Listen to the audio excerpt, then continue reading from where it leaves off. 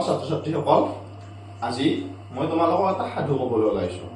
সাধুটো হ'ল দুজন বন্ধু আৰু এটা ভালুকৰ কাহিনী। এটা সময়ত এখন গাঁৱত দুজন বন্ধু একেলগে বাস কৰিছিল। এজন বন্ধুৰ নাম ৰাম আৰু এজন বন্ধুৰ নাম হৰি।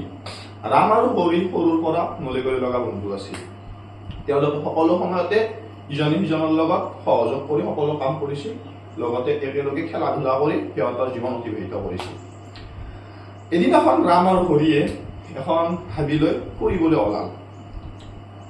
হাবিখনত ফুৰিবলৈ ওলাইতে ওচৰৰ হাবিখনত থকা হিংস্ৰ জন্তুবোৰৰ প্ৰতি তেওঁলোকে সজাগ হৈ হাবিখনৰ প্ৰতি ফুৰিবলৈ ওলাল।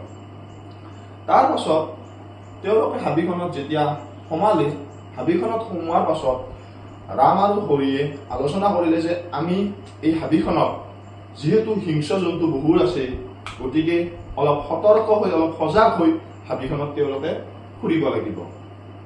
এনেকৈ তেওঁলোকে হাবিখনত সোমাই গ'ল আৰু হাবিখনত লাহে লাহে আৰু ভিতৰৰ ফালে যাই থাকিল।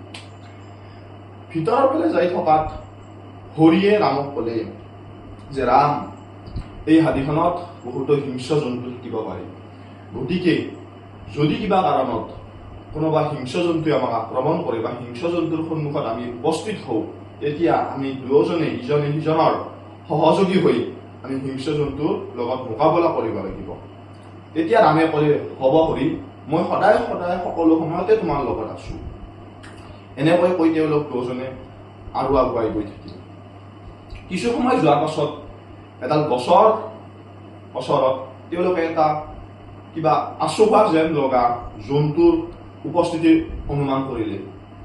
তেওঁলোকে অলপ সতৰ্ক হৈ আগুৱাই গ'ল। অলপ কিছু দূৰ আগুৱাই যোৱাৰ পাছত তেওঁলোকে এইটো উপলব্ধি কৰিলে যে সেই হিংস্ৰ জন্তুটো এটা ভালুক আছে। তেতিয়া হৰিয়ে লগে লগে ৰামক এৰি এডাল গছত উঠিলে। কিন্তু বেচেৰা ৰামে গছত উঠিব নাজানে। তেতিয়া ৰামে হৰিক ক'লে, হৰি, তুমি মোক ৰক্ষা কৰা বন্ধু, তুমি মোক গছত উঠাত সহায় কৰা।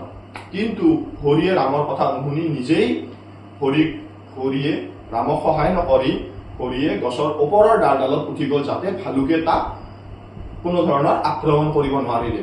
তেতিয়া ৰামে তাৰ দেউতাকে কেতিয়াবা কৈছিল যে ভালুকে কেতিয়াও মৰা বস্তু নাখায়। ৰামৰ সেই কথাটো মনত পৰাত ৰামে লগে লগে সেই এটা উপস্থিত বুদ্ধি সাজি গছডালৰ গুৰিতে মৰা মানুহৰ ভাও জুৰিখাৰ উশাহটো নোলোৱাকৈ পৰি থাকিল। ভালুকটো ওচৰ চাপি আহিল আৰু ভালুকটো ওচৰ চাপি প্ৰথমে হৰিৰ উঠি থকা গছডালৰ ফালে হৰিক লক্ষ্য কৰিলে। হৰিক লক্ষ্য কৰি ভালুকে হৰিৰ গছডালত উঠিব চেষ্টা কৰিলে, কিন্তু ভালুকে গছত উঠিব নোৱাৰিলে। তাৰ পাছত সি ৰামৰ ফালে আহিল। হৰি উঠা গছজোপাত নদী ৰামৰ ফালে আহিল। ৰামৰ ফালে আহি সি ৰামক শুনি চালে।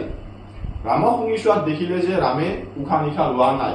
তাৰ মানে ভালুকটোৱে এইটো সিদ্ধান্ত ললে যে এইটো এটা মৰা বস্তু, এইটো মই নাখাওঁ।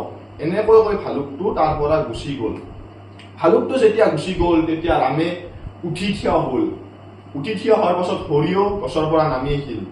হৰি গছৰ পৰা নামি আহি ৰামক সুধিলে যে ৰাম, তোমাৰ কাণত ভালুকটোৱে কি কৈ গ'ল আৰু তোমাক এনেদৰে ভালুকটোৱে এৰি কিয় গ'ল? তেতিয়া ৰামে ক'লে যে ভালুকটোৱে মোক কৈ গ'ল হৰি, যে বিপদৰ বন্ধুতহে আচল বন্ধু, বিপদত যিজনে সহায় কৰে তেওঁহে আচল প্ৰকৃত বন্ধু। গতিকে আমি সকলো সময়তে আমি মানুহ চিনি পোৱাটো দৰকাৰ। সকলো মানুহে আমাৰ লগত থাকিও কেতিয়াবা আমাক বিপদৰ সময়ত এৰি যায়। গতিকে এনেকুৱা বন্ধু, এনেকুৱা মানুহৰ পৰা আমি সদায় সতৰ্ক হৈ সদায় অলপ আঁতৰি থকাটোৱে শ্ৰেয়। গতিকে ছাত্ৰ ছাত্ৰীসকল, এই সাধু কথাটোৰ পৰা তোমালোকে কি বুজিব পাৰিলা? তোমালোকে এই সাধু কথাটোৰ পৰা দুটা কথা শিকিব পাৰিবা। প্ৰথম কথা যে বিপদত যিজন বন্ধুৱে তোমাক সহায় কৰিব বা যিজনে তোমাক সহায় কৰিব তেওঁহে তোমাৰ সঁচা অৰ্থত প্ৰকৃত বন্ধু।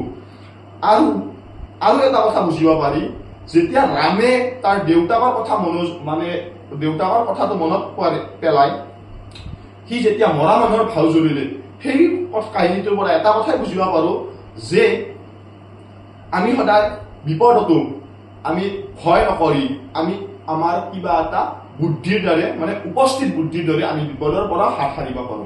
গতিকে মৰমৰ ছাত্ৰ ছাত্ৰীসকল, তোমালোকে এনেকৈ নিজৰ জীৱনত আগুৱাই যোৱাৰ ক্ষেত্ৰত এনেকুৱা সাধু কথা, এনেকুৱা ষ্টৰীৰ পৰা নিজৰ সাৰমৰ্মটো বুজি জীৱনত আগবাঢ়িব লাগিব। গতিকে মৰমৰ ছাত্ৰ ছাত্ৰীসকল, আজিলৈ ইমানখিনিয়ে।